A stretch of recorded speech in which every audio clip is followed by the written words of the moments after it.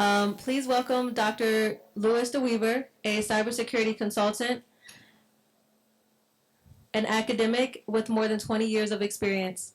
With a doctorate in computer science and multiple degrees in cybersecurity, Dr. Deweaver is known for his critical perspective on security certifications, tools, and vendor claims.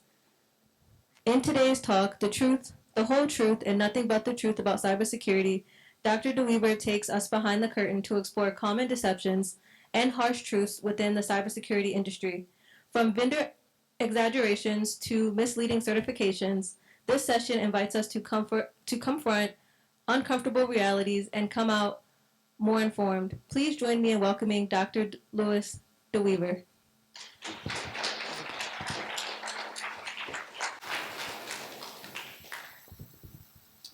I will say a lot of people not attending my talks because I'm a little controversial, especially when you're talking about the truth, because no one wants to hear the truth. This is me. Who am I? I mean, I've done everything. I'm a husband, a father, a brother, doctor of computer science, keynote speaker, ethical hacker, veteran, you name the title, SOB. Anything you throw at me, I am. We're going to go through a few disclaimers that my company makes me put up here because they're sick of the cease and cease letters that they get daily from my talks. But any view I express here, these are my own views. These are not the views of my company MMA or its affiliates. This is for informational purposes only. And it should be taken not as professional advice. I am not responsible for any action you guys take using my material after you leave here. So let's get to the last one. I'm not responsible for any content, actions, or anything that is mentioned in this talk. Because some of the vendors I mentioned in this talk are our actual customers. So if you look at cybersecurity in general, it's overcrowded. Anyone in here go to Black Hat? Black Hat was so overcrowded with vendors that the market is just getting flooded with a lot of misinformation. What if I was to tell you right now that 98% of the vendors that are at Black Hat are selling you snake oil? You probably wouldn't believe me. But this is absolutely 100% true. The solutions don't work the way they say they work. And we're going to expose the top 5 companies, and I'm going to show you exactly why their products don't work. But the market is flooded. As you can see, in the last 10 years, cybersecurity has grown. The reason why cybersecurity has grown so big and so fast is because you have a lot of money from PE firms, private equity firms, investing money in cyber. But if you notice, no one's investing money in protection or prevention. It's all in detection and response. A smart young lady that works with me pointed that out to me. She said, why doesn't say anything about prevention? It only talks about detect and respond. If we look at the big guys, you got Microsoft, Palo Alto, CrowdStrike, Fortinet. They own over 50% of this industry. Any other company that owned that much, we would have what we call, they would be broken up like AT&T. But it continuously, so anyone using any of those companies, up here, raise your hand if you're using any of those companies. Well, Microsoft, we'll take Microsoft out because everybody has Office. But anyone using Palo Alto, CrowdStrike, or Fortinet, raise your hand. You'll find out later why you're drinking the Kool-Aid. So, and I'll explain what that means. So cybersecurity, if you look at it, the top 12 vendors, they own the market. Everyone else is fighting for scraps. So if you ever deal with vendors, they call you all the time, they're trying to get you to buy.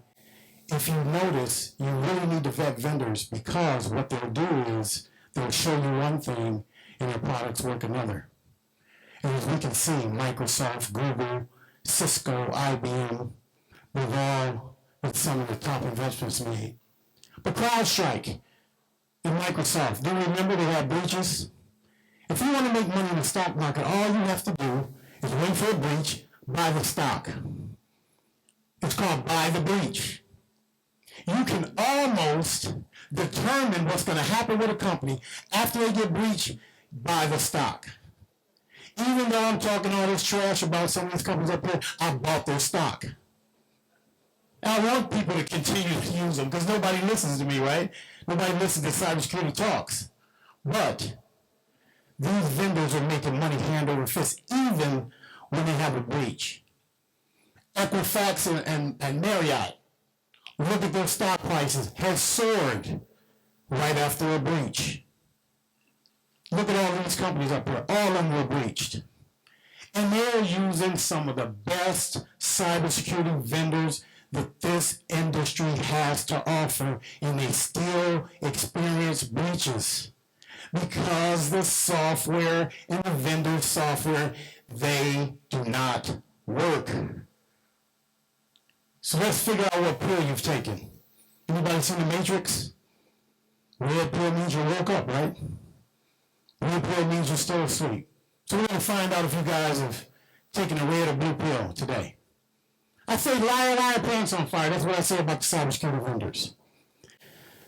I purposely went to several booths, and I talked to several different people, and not one time did they show me anything that was related to the truth. All of their displays were pre-made up. All of the data that they use look perfect. When you buy some of these products and you take them back, they don't work the way you think they should work. And certifications are useless. I know everybody in here who have certifications. I have none. And I'll tell you why. I'm not saying that you shouldn't get certifications. I'm telling you, if you're in this field or you're trying to break in this field, if someone wants you to have a certification to get a job, I would not apply for that job. Because there are probably people in this room right now who are smarter than the people who have the jobs. You just can't get in front of them. But before the end of my talk, I'm going to tell you how you can break into the industry. But you do need some type of education, maybe a boot camp or something. But guess what? Hackers don't have certifications. But yet they break into companies every day. But they want you to have a certification, but even the hackers don't have it. Something's wrong. I don't need to prove my abilities to a company. If they don't trust me, then I don't need to be working there. And I'll tell you, like I tell everybody at the end of my talk, if you're working for a company like that and they want you to get certifications and they're not paying for you to get here, if you paid your ROA here today, you need to either reach out to me on LinkedIn or we need to talk because we need to find you another job. Because if your company is not paying for you to get trained, but yet they're buying this garbage and they want you to use it that's not working, and the first person that gets fired is you, I will help you find another job. I will spend sleepless nights. I will call every contact I have. I will get you another job. I've gotten over 200 people new jobs in this industry, and they've left their old companies. Because I refuse to sleep at night knowing that this stuff is going on. So, CISSP, CEH, hackers don't have these credentials. But we're going to talk a little bit about education is important. The whole reason I got my doctoral degree, I went to teach 100 people that applied for the job. Out of 100, I did a test teach. They hired me on the spot. And he said, sir, we need you to send your transcripts. And I told him, at that time, I didn't have a degree. And he told me, well, we can't hire you. After I outperformed 100 people, they told me I couldn't have the job because I didn't have a degree. So you know what I did? I went to school and I didn't stop till I got a doctoral degree. But let me tell you something about having knowledge and going to school. I didn't open one book and my associates, my bachelor's or my master's degree. I did not open one book and I got a 4.0. because I already knew the material. So if you need a piece of paper, yes, you can go to school. But the school help? Absolutely. I was a college professor. And I think about it this way. If you're going to the doctor tomorrow, and you have one doctor that passed a multiple choice test, and he got his doctor's certificate, and you have someone that's gone to school for years or has experience for years performing operations, which one do you want to perform operation on you? This is why certifications can be useless. Because you can pass a multiple choice test. But really doing the work, I will hire somebody just because they have a lab in their home before I hire somebody that say, oh, I got all these certifications and they can't do the work. So if that's you, you can always get someone to help you. And if you can't find anybody, I will take the time. As a college professor, I can teach people anything. But if you see in the market today, it's us versus them. It's black hat versus white hat versus gray hat, because this is what the cybersecurity vendors want you to do. They want you to think it's us against them. But it's them against us. Because all the vulnerabilities that you're experiencing today are coming from the vendors. Back in the day, if I wanted to hack into, yes, I haven't always been ethical, but if I wanted to hack into a company, I'd have to hack one computer after the next, after the next, after the next. Not anymore with these vendors. All I have to do is compromise the vendor, and I'm in, and I can take the whole company out. If you don't believe me, then we just experienced an outage, half the world went out. You can get addicted to solutions. Back in the day, or opioids, they say less than 1% of patients become addicted. We know that's not true. Marketing pays, and these companies have a lot of marketing. Remember back in the day about cigarettes? Doctors smoked Camel cigarettes. Cigarettes still gave you cancer, but you can smoke it just because the doctors did. This is what the cybersecurity vendors are doing. They're really good at marketing. If you work for a company and one of these big companies release any of the marketing people, tell your company to hire them. Because if they can sell something that doesn't work, just imagine what you can do with something that does. Remember they said, start vaping. It's better than cigarettes. It's more dangerous. Vaping is dangerous, but it's all about advertisement. And what else do we have? We have experts that are a Gartner. Whenever a cybersecurity vendor tells me on the Gartner list, then I don't even want to use them. Gartner is useless. They've been bought and paid for years ago. Some of these consulting firms, what they'll do is they're in bed with the companies that are selling the products, and what happens is they always make a recommendation for whoever is giving them the most money. Cybersecurity is not about prevention. Prevention does not pay. Breaches do. Whenever you experience a breach, more people have to come in. That's more money to spread amongst everyone. Now you have to have remediation. You can prevent real easy, and I'm going to get to that. Something's not right. If we look at September 11th, and we look at what happened in July, the big outage, I'm not going to say the company because they're playing the virus. Look at the pattern.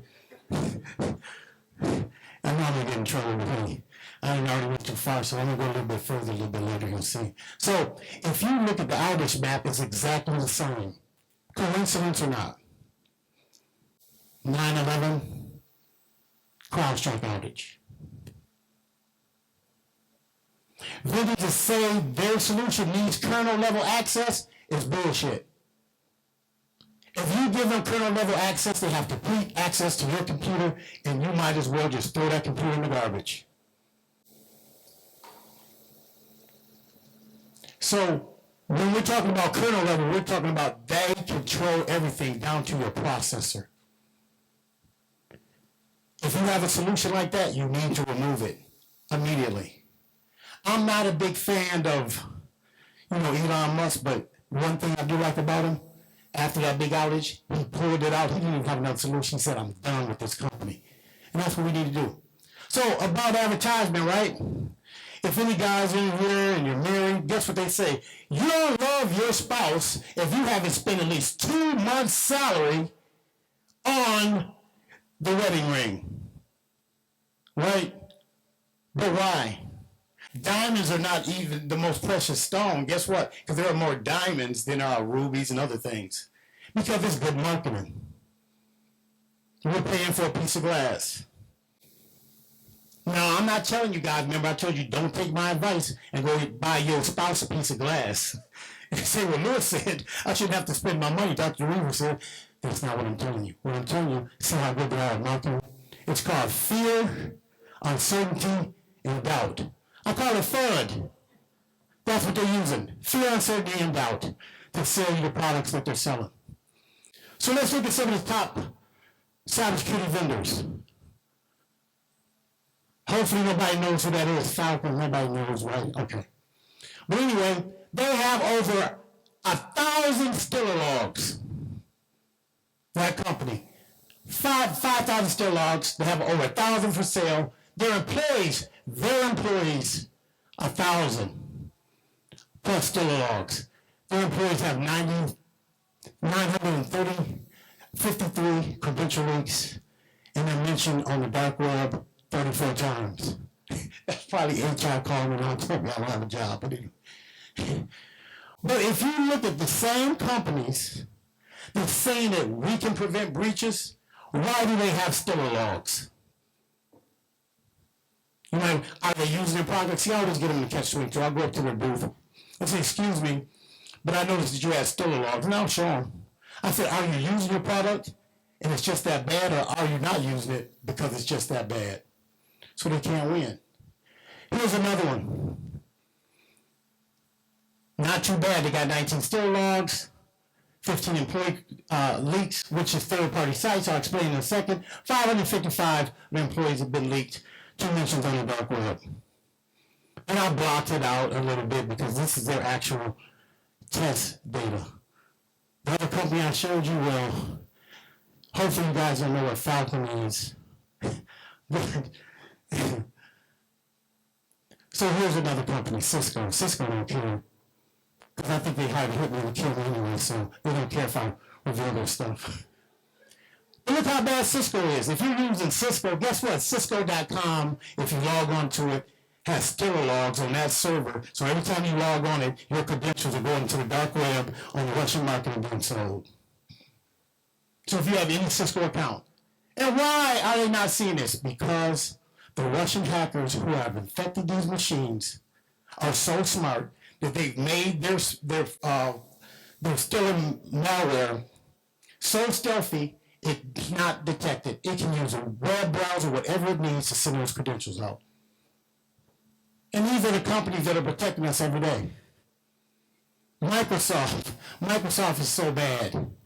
They have over 5,000 plus. So this means if you have Office and you're going online, your credentials have been stolen. If you signed up for a Microsoft account, your credentials have been stolen. If you have an admin account on Microsoft, your credentials have been stolen. And they can be purchased, and hackers don't have to hack you anymore. They can just log in. And if you use an MFA, hopefully you've disabled legacy authentication.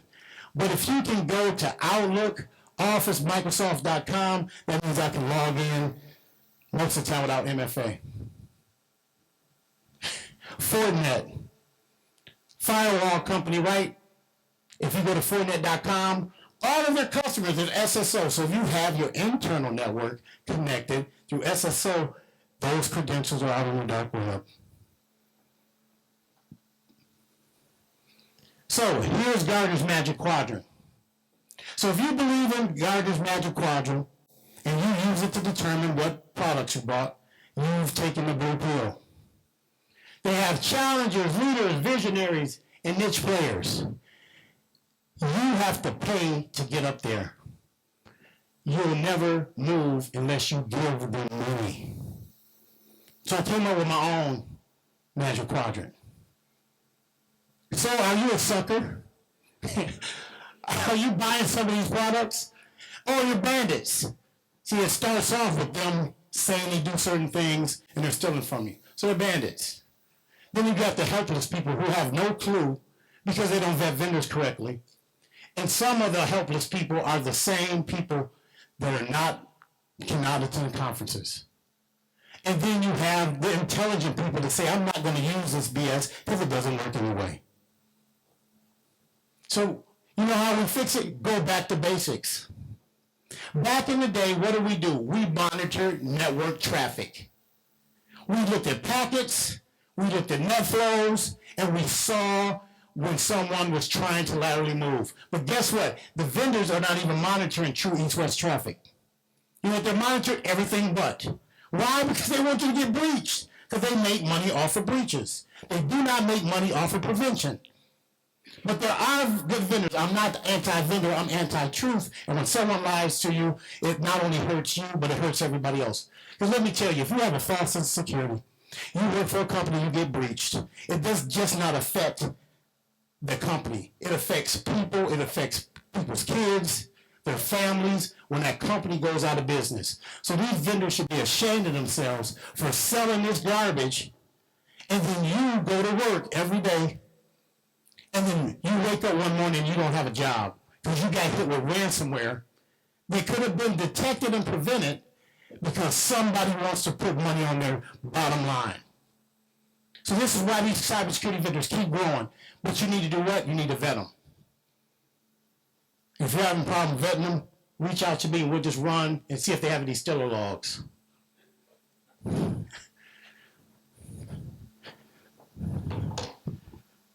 So I think that's the end of my slides. But now I'm going to get personal. The reason why I travel around the country, my company pays for it. The young lady that works for me, she's here.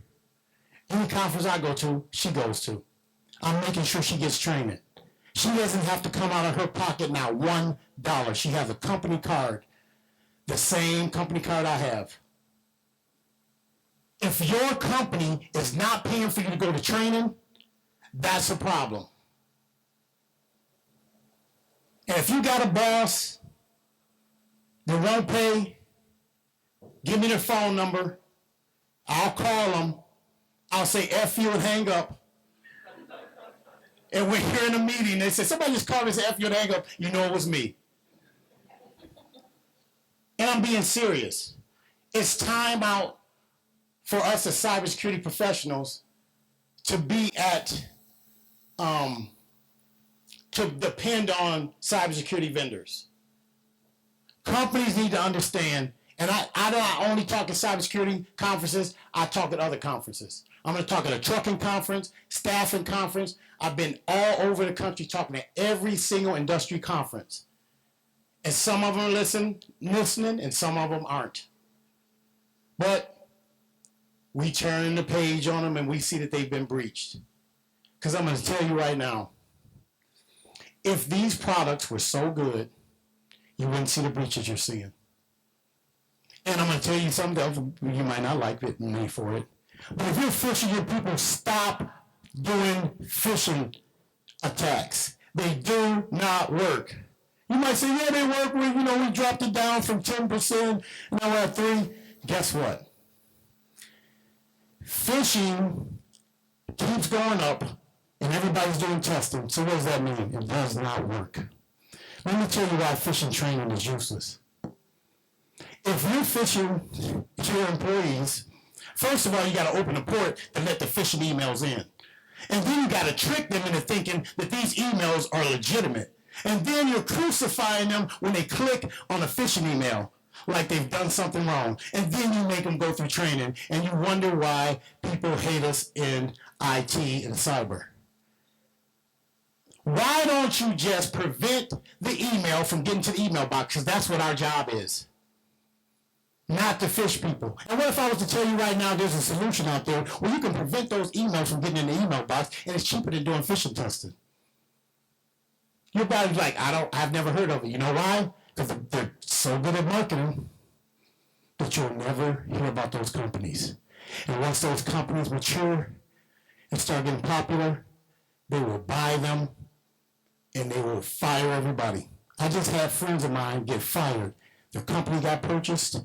They all got laid off. After this big announcement of merging, cyber is the only industry that's not regulated. No antitrust, so you can just keep buying companies. You can keep growing to the point that you can completely take control of the market. But that's some of our fault, because we don't need to buy these products. We can go back to basics. But we're all under pressure. I don't know about anybody in here, but I'll tell you what. I had imposter syndrome so bad that I wouldn't even do a cybersecurity talk. Because I was in a job, probably like you're in jobs, and nobody listens to you. You go and tell them you found something, nobody will listen to you. So it gives you a false sense of security, even at your own job. And you don't think that you have the skills or the abilities. Maybe you're here for your first time, you see all these hackers, they're using all these programs, and you can't compete in this is why you come to conferences.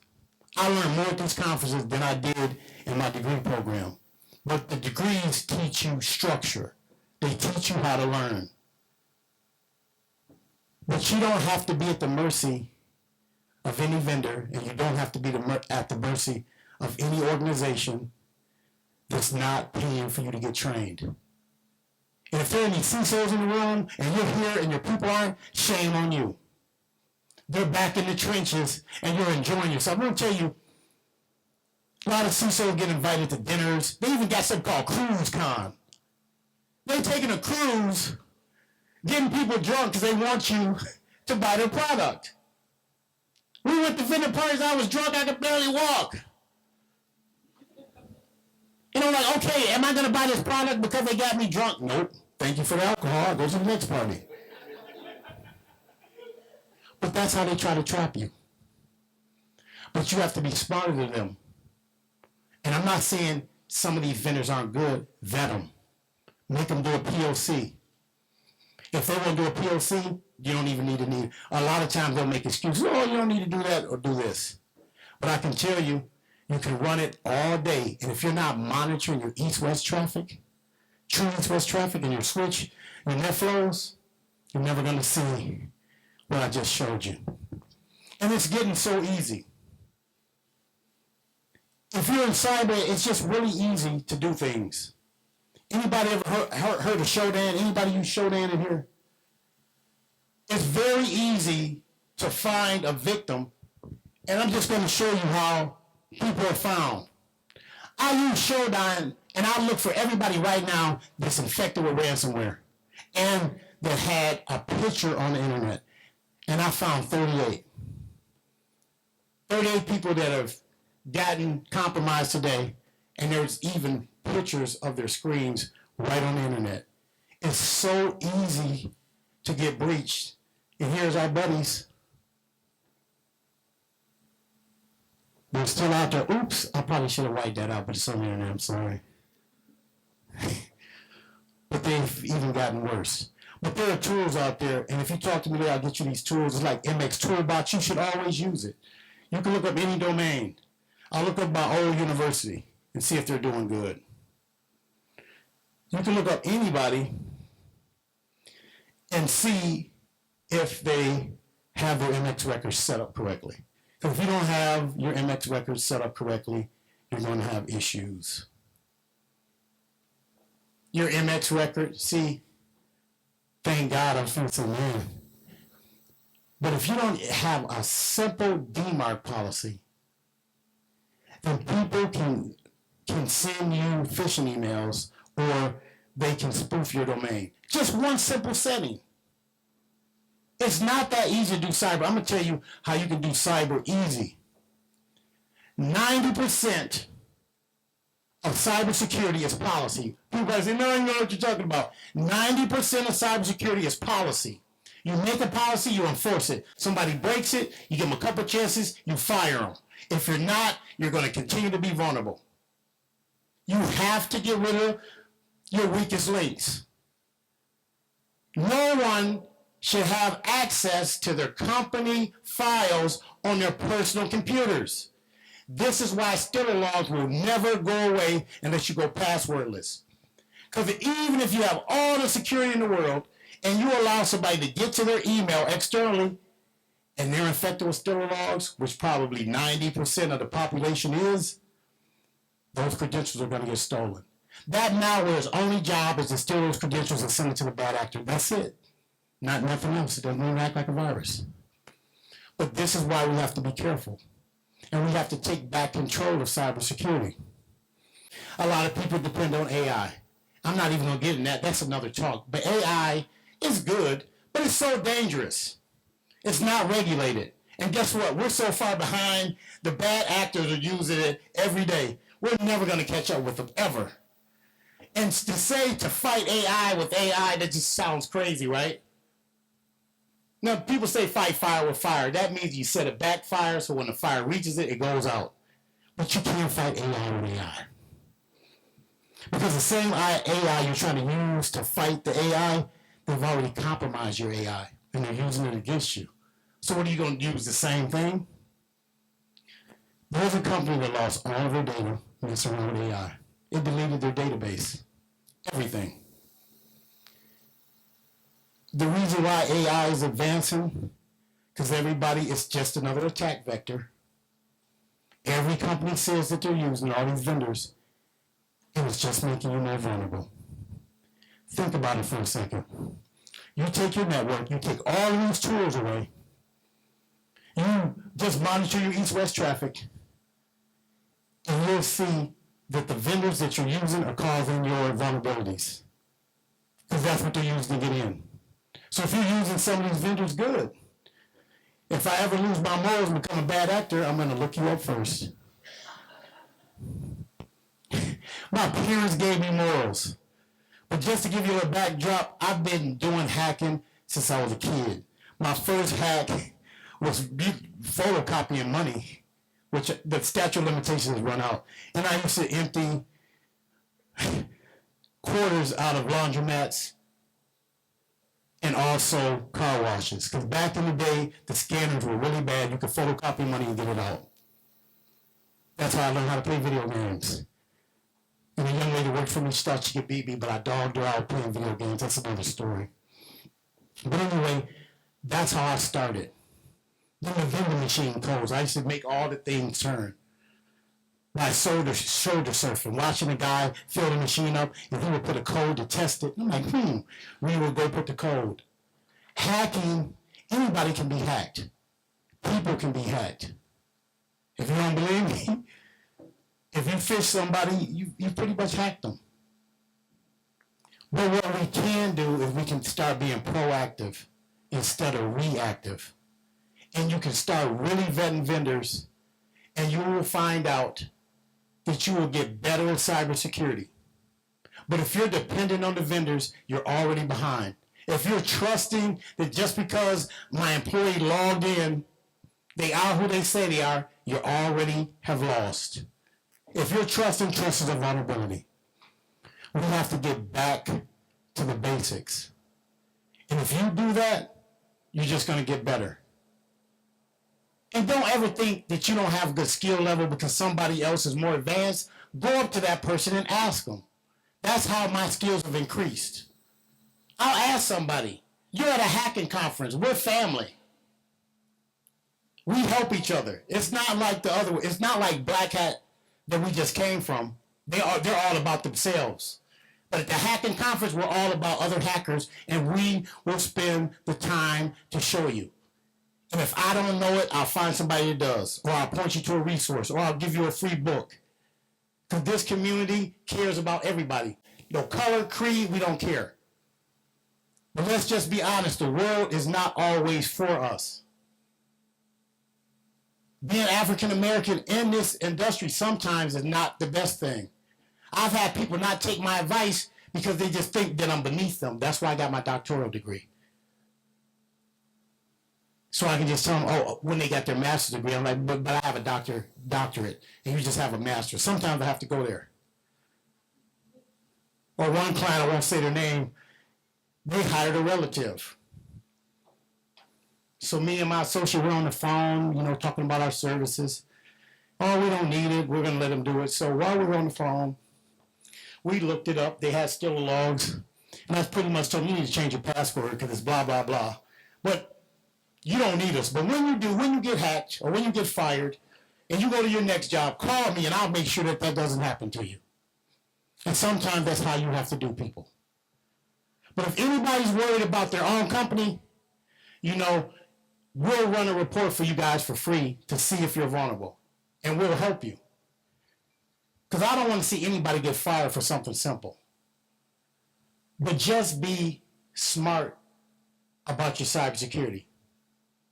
Make sure you're getting trained properly. Because who in here, before I mentioned it, knew what a still log malware was?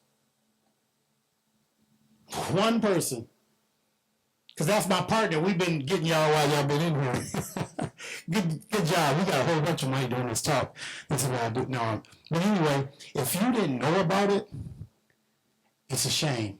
I found out about still log malware from going to a talk at a small conference, and I didn't even understand what it was. So I sat down with this Russian student, and he showed me some stuff that scared me. I could not believe that all of these people were infected, all of these companies were infected, and nobody had any clue. But if I had never gone to that conference, I would have never seen it. I would have never known about it. That's why if your company is not actively helping you to promote yourself, you need to go somewhere else. And don't believe in lies that there are not 3 million jobs in cyber. These magazines and people, they need to quit it. They need to stop it. There are a lot of jobs, but there are not 3 million jobs. But it's not what you know, it's who you know. Somebody can open the door for you. I've opened the door for many people. I have a student that went through my program that the company that gave us the money for the grant for me to do it, they gave her a job. So make friends, because you never know, you might be talking to your next boss. Because I'm actively recruiting. I always go to these conferences because I'm building a list of people that I can hire. And I'm gonna put her on Front Street, and she's probably gonna be mad at me. But the young lady that I hired, no degree, no certificates. She only went to a boot camp. And I would put her up against 90% of the people that's doing this job in a CISO or above level, and she'll run circles around them. Because she's learning. And she doesn't even think that she has a skill level, but she does. But see, that's what happens when you don't believe in yourself. For years, I struggled, but no more. When somebody told me, why don't you do talks? I'm like, I don't think I'm good as these guys. But most of the people that are doing talks at Black Hat, they pay $50,000 or more to get on that stage. And then they're only talking about what their products, of course. Then you go over there for capture the flags. Their capture flag is based on what? Their products. And what do you start doing? Learning their products. Cisco was very smart in school. Most of us that went to college, we learned Cisco. And guess what we did? We got out, we bought Cisco. Because they gave us free training. They were smart. It's just good marketing. But you don't have to get caught in the same trap. If you really listen to people and you listen to these talks and you apply yourself, get your own lab, you can advance your skills so much more. You are so much smarter than you think you are, but you're looking at people that have been doing this for a long time and you're comparing yourself. Never do that. Everybody in this room, if you came to this conference, you're trying to get better at what you do. And you only have to want it. But if you don't think you're as good, then you're not going to be that good. You should say to yourself, I can do anything. I can become anything in this field, and you'll do it. Because that's what I did. I said I wanted to be the best at what I did with consulting. And I'm much more than just this talk. And you guys are much more than just this conference or any conference or the people who are telling you that you can't do the job or they're not giving you the chance. Every turn down you get, an application you put out, good. It's going to build character because you don't want to work there anyway. If they can't see your skills, but you know what? Track them. And when they get breached, you do your happy dance. Because if they would have hired you, you could have prevented it. I dance all the time. If y'all see me dancing in the halls because somebody got boots and didn't hire me a long time ago. And I look crazy. I know I look crazy just dancing for no reason. But if you ever see me dancing for no reason, you know it. Because they need you. You don't need them. But the more you don't think you got the skills, the more someone keeps you there. Because think about it for a second. If you're not getting the training, but you're doing the job, they must need you. Because if they don't need you, take a month off and see what happens to that company. When they don't got no everybody from IT just walk out. We're taking a month off. But I tell you, if you're using some of those tools, and this is why I bring it up, and they're not seeing you the training, something is wrong. Because they're depending on those tools more than they are you. And if they got rid of half of that garbage, you could go to every conference known to man. But see, prevention doesn't pay. But as soon as they get breaching, they're like, you can go to this conference, you go to that conference, it's too late. But I'll open up for questions now. I know I went off script because I always go off script because I never stick to a schedule or anything else. People hate me. But go ahead. Anybody got any questions, comments, concerns, complaints? Anybody working for a vendor and I said something, it wasn't personal. You know, at my last conference, I did have someone come up from a vendor saying, we do POCs and all this stuff. I was not directly talking to them. I do not hate vendors because I'm making money off of them. But I do hate anti-truth. And if they're lying to you, that means they're lying to me. Because we're a family. I consider everybody in this room my family. So you know what that means? You can reach out to me and I'll help you. If you don't know how to do something and I don't know how to do it, I will find it. If you don't have the skill level to get a job, you need something to build your resume, you reach out to me, I will find you free training. I know a lot of people in this industry. I will use every single solitary source to help you. I know billionaires in this industry who own companies that will help people even go to conferences. But what I don't want you to do is sit at a dead-end job and think you have nobody to go to since you decided to come here, whether it's your first time or not. You have a family. You have a hacker family. And we're big and we're strong, and we will help you. All you have to do is ask. So anybody, any questions?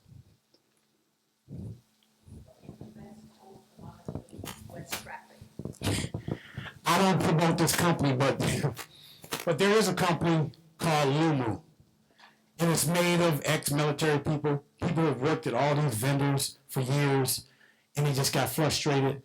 But what it does, it only looks at metadata. I'm going to tell you, when you use big companies, I'm not going to throw their names in there, monitor your network, they're always going to charge you by net flow. That means all your data that's going through your network, they want to monitor it. Because you're talking about terabytes of data, you're talking about a lot of money. Lumu only monitors metadata. So it's non-intrusive, it doesn't slow down your machine, and it has collectors, and it absolutely looks at every single piece of traffic that goes through your network, even your net flows that are going through your switches. So it takes that data and it compares it to the MITRE ATT&CK framework, and it looks for every way that an adversary will try to breach you, because it's already mapped out, the MITRE ATT&CK framework. So when it sees that, it'll block it. So for Stiller logs, it's going to see that you have data going out through a web browser, but it's credentials, and it's going to question it. And then it's going to ask a human, not an AI engine, and then you have the ability to determine to stop it or not. Because right now, how can you stop someone from encrypting files if they have the ability to do it? They have the credentials. You can't. But with something like Lumu, it's going to see that you're trying to encrypt it, even though you have the credentials to do it, it's still going to question it, because that's exactly what a bad actor does. So if someone's compromised your computer and they're trying to encrypt files because you have their permissions and they have now taken control of your permissions, it's still not going to let them do it until somebody says it's okay. So that's how we have to get. And I'm not going to get on zero trust. My dissertation was on it, but zero trust is where we have to move. We have to take trust out of networks, because guess what? It should have never been included. Trust is a human emotion. I can trust you, you can trust me, but computers can't trust us, AI or not. And it's not AI's machine learning. When it turns to AI, we need to all get on the space shuttle and get the hell out of here, because this we're completely done. When it really, if it ever turns into that, but I don't think it will. Not in my lifetime anyway. You young people, you're in trouble. But any more questions? Any questions? I hope that answers your question. Yeah.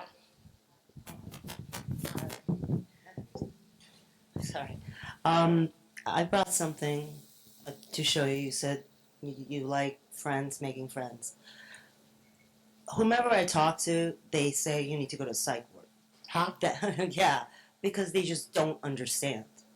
They're clueless. Even the FBI is clueless. They need to not only go through boot camp, but they got to go through boot camp here. Yeah. Okay? I learned the hard way. And I'd love to talk to you later. I don't know if you Absolutely. I brought suitcase. Absolutely. Okay? I don't want to say anything. Oh, yeah, absolutely. Thank you very much. But I'm going to tell you, she's exactly right. We had an FBI come to one of our events, our company events, and she talked, because, you know, we deal with cybersecurity insurance, and she talked about all of this stuff about, you know, how to stay safe and the bad actors they're monitoring and everything. So, me being me, looked up in the dark web, and guess what I found? Her credentials. So I asked her a simple question, Miss FBI lady, does the FBI allow you to use your .gov email address for personal reasons? She said, absolutely not. I said, then you might want to go to your Facebook, your PayPal, and your insurance company and change the passwords. If you want me to give them to you, I will, because you use your FBI credentials. I'm surprised she didn't arrest me. But she knew nothing about Stiller logs. FBI, and she's in their cybercrime unit. So that will tell you. They're not more informed than you are. They just start participating in conferences like this. The OECD was here 2 years in a row, but because of the change in administrations, they're not here. They had a nice challenge. I won their badge 2 years in a row. And I'm not a coder. I can't write code. But you know what I can do? I can get on GitHub, and I can take code and manipulate it, because I know Python. You don't have to be a genius at this stuff, but you do have to. There's videos out there. I got a bag full of hacking tools that I learned how to use for watching YouTube videos. I'm unlocking car doors. I'm doing all kind of stuff. Everybody's doing it. A little kid can do it. So anyone can learn. You don't have an excuse not to learn. You're your only roadblock. And if you don't know what to do or how to put it together, I was a college professor. I will help you. I don't care if everybody in this room asks me to help them. We'll set some time aside. I spend my weekends on the phone with people doing boot camp stuff, showing them how to spin up virtual machines, showing them how to do capture the flag competitions. It's easy. All the old capture the flag competitions are out there on the internet. You just download it, you download a walkthrough, and you keep doing walkthroughs until you learn the tools. So then when you come here, it's like, man, all you do is you use Kali. You're going to use Directory Buster to do this. You're going to use Nmap because you've done it. That practice makes perfect. All the old competitions are out there on the internet. I can show you where to find them. Vulnerable virtual machines. Spin it up, get a walkthrough, and keep doing it. And you'll get proficient. Because it doesn't take a lot to learn. It's only the time that you want to give it. Stop watching TV an hour a day. Me, if I can't hack something, I usually don't buy it. And I purposely, when I look at something I want, I'll go and see if somebody hacked it already before I even buy it. But any more questions? Yep. How do you break your vendor habits? It's hard because they give you a lot of drinks. But how you break the vendor habit is you have to train yourself to do a couple of things. First of all, don't ever believe anything they say. If you really have a vendor that you think is good, do a POC. Actually have them put it in your environment and see if it works the same way.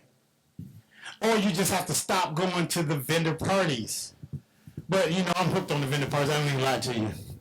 You know. But I'm going to tell you something else, too, which I shouldn't probably tell you. Well, I'll tell you afterwards. But because it's being recorded, right? Maybe I'll ask them to cut this part out. Will y'all cut this part out? And I'll tell them. But anyway, it's been known for years, but you can get VIP access to any vendor party. The cybersecurity companies, right? All you have to do is look at the HTML code and look for the code you need to enter because they're creatures of habit. It's right there in the HTML code, and then you enter it, and then you get VIP. That's how I've been doing it for years. But don't go out there doing it because you can do it for websites too, for getting discounts. This is why I wear a polo, because I get 25% off. Because when it asks for a coupon, all you have to do is find it in the HTML code and enter the coupon, and you can get the discount. You really shouldn't do that. Now I told my secret polo won't give me next time I go in there. Thanks, people. But anyway, anymore. But yeah, you just got to stop going to different parties. But it's never going to happen, so we probably just got to stop drinking or something. I don't know. That's a good question, though. See, I can't answer something. I don't know everything. I'm hooked on the vendors, too. Only their parties and their alcohol, but some shirts and stuff, because you know, I don't have to buy any shirts. Hi, sir. Thank you. So I'm entry level to cybersecurity, and I have a child development background. So my goal is child cybersecurity through gaming or ed tech. So my question is, which sector should I focus my attention on? Is it policy? Is it privacy? Is it trust and safety? Or should I just focus on gaming? I'm trying to find like where I belong, you know?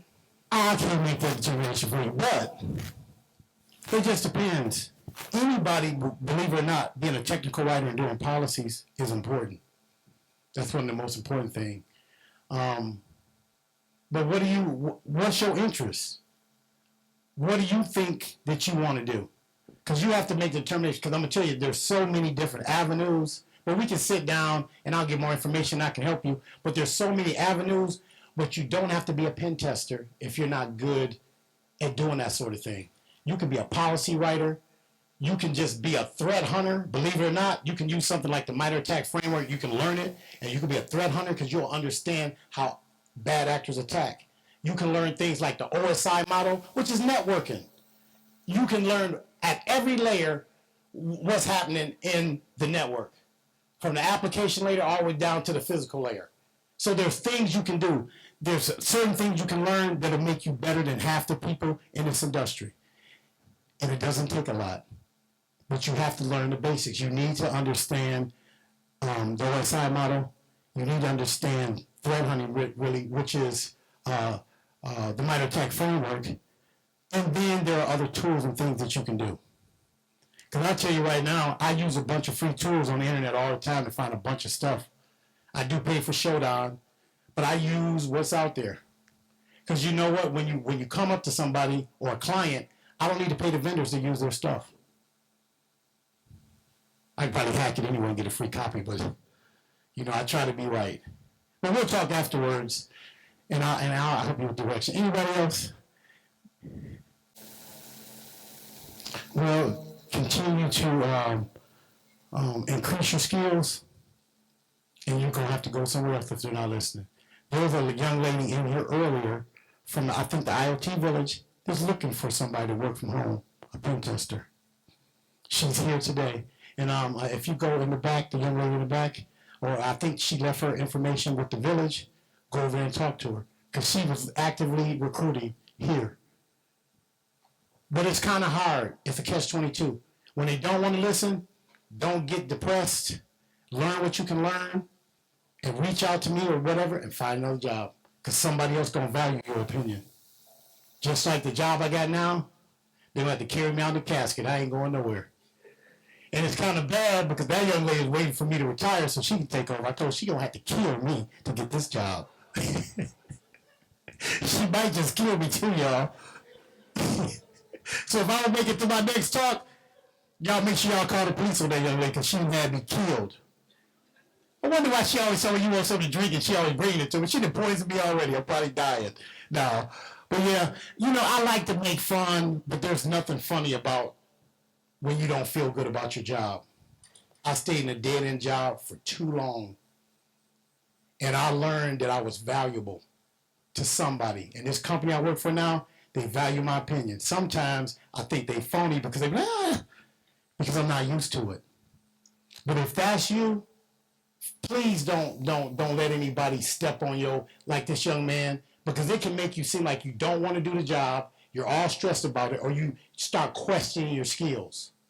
And that's when you start just going down that downward spiral. So that's why I'm here to help. I mean, reach out. You just need to talk. You can call me anytime. Right in the middle of the night, my wife will be, who is that on the phone? That sounds like a young lady like she was at the conference. You lied. Well, see, my wife already knows. Please don't call me at 3 o'clock in the morning. I might get in a little bit of trouble. Maybe 2:30-ish. But anyway, any more questions, comments, concerns, complaints? Remember, don't go back talking to your boss, F you. Let me do that. But yeah, if you're not happy with where you're at, I mean, we can connect on LinkedIn, and I will help you find another gig. Because there's nothing like working in a dead-end job, because I did it for so long, because I questioned my skills, and I don't want anybody else to feel like that. That's why I would dedicate all my free time to helping you achieve your goals. And that's my promise to you. And I don't break promises. Only to my kids and my wife. No, I'm just kidding. But yeah, thank you guys. I appreciate you. And hopefully you enjoy the rest of your conference.